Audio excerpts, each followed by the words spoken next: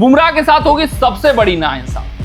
रोहित के बाद बुमराह नहीं, इन दो में से किसी एक को थमाई जाएगी भारतीय टीम की कमान। अगर हम बात करें भारतीय टीम की, तो चंद दिनों पहले जो सबसे बड़ी अपडेट आई थी वो ये थी कि रोहित शर्मा ने टेस्ट क्रिकेट को अलविदा कर दिया है, रिटायरमेंट का ऐलान कर दिया है। ये जब खबर सभी क्रिकेट प्रशंसकों ने अपने सोशल मीडिया हैंडल पर पढ़ा तो भाई सब वो हैरत थे, दंग थे, स्तब्ध थे कि रोहित शर्मा के स्टैचर जैसा खिलाड़ी एक इंस्टाग्राम पोस्ट करता है और क्रिकेट को अलविदा कर देता है, टेस्ट क्रिकेट को अलविदा कर देता है। यार, ये जो खिलाड़ी है उसने भारतीय टीम को T20 वर्ल्ड कप जिताया है, इस खिलाड़ी ने भारतीय टीम को ODI वर्ल्ड कप के फाइनल में पहुंचाया और इसी खिलाड़ी ने चैंपियंस ट्रॉफी भारतीय टीम के नाम किया। क्या ये खिलाड़ी रोहित शर्मा के स्टैचर जैसा खिलाड़ी, रोहित शर्मा के स्टैचर जैसा कप्तान एक मुकाबला, फेयरवेल मुकाबला डिजर्व नहीं करता था क्या? लेकिन ये सब अलग मुद्दा है, अलग विषय है, इस पर चर्चा अलग से की जा सकती है, एक अलग वीडियो बनाया जा सकता है। लेकिन अभी हाल फिलहाल जो चर्चा का विषय है कि अब रोहित शर्मा नहीं है टेस्ट क्रिकेट में, तो कौन थामेगा भारतीय टीम की कमान? किसकी अगुवाई में भारतीय टीम अगला WTC साइकिल खेलने वाली है? ये सबसे बड़ा सवाल उठकर खड़ा हुआ है। उसी का जवाब अपनी इस रिपोर्ट में हम देने वाले हैं। अगर हम बात करें सबसे पहले नाम की जो सभी क्रिकेट प्रशंसकों के जहन में आएगा रोहित शर्मा के रिटायरमेंट के बाद, वो था कि जसप्रीत बुमराह। क्योंकि मैं बात करूं रोहित शर्मा की कप्तानी की, तो उप कप्तान थे जसप्रीत बुमराह, और जब जब उनको कमान भारतीय टीम की सौंपी गई वो तब तब बेहतर कप्तानी करते हुए दिखे थे और उनकी कप्तानी में भारतीय टीम बेहतर खेलती हुई भी दिखी थी। इवन मैं बात करूं बॉर्डर गावस्कर ट्रॉफी की, एक मुकाबला भारतीय टीम जीती थी रोहित शर्मा जसप्रीत पूरे बॉर्डर गावस्कर ट्रॉफी में वो जसप्रीत बुमराह की कप्तानी में जीती। यानी कि जसप्रीत बुमराह विदेशी सरजमी पर लीड कर चुके हैं भारतीय टीम को। भारतीय टीम वहां पर कड़ी टक्कर इवन इंग्लैंड को भी दी थी, लगभग वो मुकाबला जीतने के कगार पर खड़े थे, लेकिन कुछ चंद जब लम्हे जो अपने आप को कब्जा करने वाले थे भाई साहब, वो भारतीय टीम गवाती है एंड मोमेंट पर, तो वो मुकाबला हार जाते हैं। लेकिन अगर पूरे मुकाबले को इंग्लैंड के खिलाफ देखेंगे, जब जसप्रीत बुमराह ने कप्तानी की थी, वहां पर हावी भारतीय टीम ही ज्यादा से सुनूमा है। वहीं बात करें बॉर्डर गावस्कर ट्रॉफी की, तो वहां पर एक मुकाबले में जसप्रीत बुमराह कप्तानी में हार मिली थी, तो एक मुकाबले में भारतीय टीम को जीत भी मिली।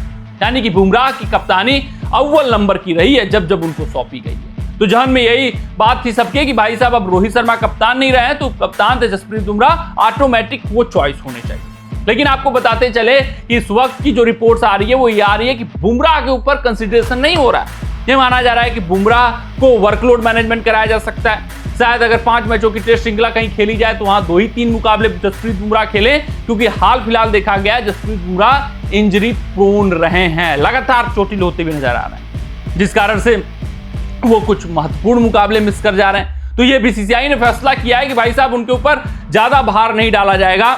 अगर 5 मैचों की टेस्ट श्रृंखला कहीं खेली जाएगी तो 2 ही 3 मुकाबले रोटेशन पॉलिसी के तहत उनको खिलाया जाएगा। वर्कलोड मैनेजमेंट बुमराह का अब जरूरी हो चुका है, आवश्यक हो चुका है, जिस कारण से अगर उनको कप्तान बनाया जाता है तो हर मुकाबले के लिए उपलब्ध नहीं रहेंगे, वो भारतीय टीम के लिए घाटे का सौदा हो सकता है। लेकिन एक फंडा अपना सकती है BCCI, अगर वो जसप्रीत बुमराह कप्तान बनाना चाहते हैं, अगर उनके प्रदर्शन का रिवार्ड देना चाहते हैं, तो एक ऐसे खिलाड़ी को उप कप्तान बना दें जिसके पास अनुभव अच्छा खासा हो, जो कप्तानी कर चुका हो, जो कुशल लीडर दिखता हो। उसमें KL राहुल का नाम सबसे बड़ा सामने तब आता है। तब नए और युवा खिलाड़ी को आप बैक नहीं करेंगे, तब एक अनुभवी खिलाड़ी को बैक करेंगे जो कप्तानी के गुर जानता है और जो एकाएक भार संभाल सकता है लीडरशिप की। वो KL राहुल होंगे, यानी बुमराह कप्तान, KL राहुल उप कप्तान बनाए जा सकते हैं अगर बुमराह के जो प्रदर्शन है उसका रिवार्ड BCCI उनको थमाना चाहती है। लेकिन हाल फिलहाल ऐसा कुछ होता हुआ नहीं नजर आ रहा है। बात करें भारतीय टीम के कप्तानी के प्रमुख दावेदार की, तो वो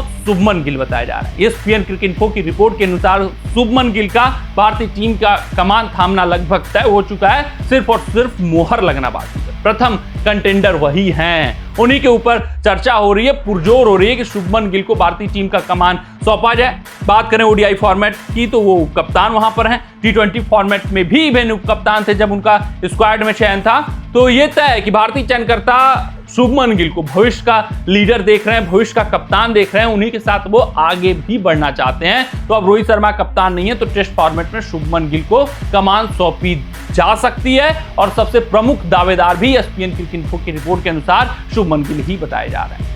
और हाल फिलहाल जिस तरीके से गुजरात टाइटंस को उन्होंने लीड किया हुआ है, जिस तरीके से वो कमान संभाल कर चल रहे हैं, जिस तरीके से वो उनकी कप्तानी में गुजरात टाइटंस प्रदर्शन कर रही है, दावेदार भी वो प्रमुख होने भी चाहिए।